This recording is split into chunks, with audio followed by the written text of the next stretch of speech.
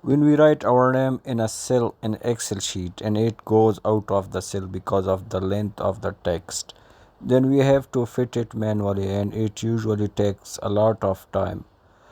But with the help of this unique option, this problem will be solved for the whole Excel sheet and you don't have to fit every cells manually. So let's check this out. It is very easy and simple and does not need that much effort and time.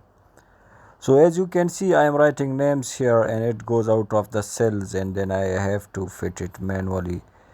So let's make it auto fit. First come to the sheet, then click on the view code, and here you have to select worksheet instead of general. And once you select that, you have to write here cell dot entire column dot auto fit. So after writing this, simply press enter and then check it out.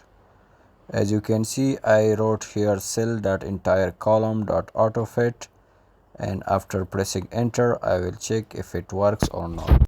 So let's check it out. As you can see, I am writing long text here and cells are getting auto fit without any problem.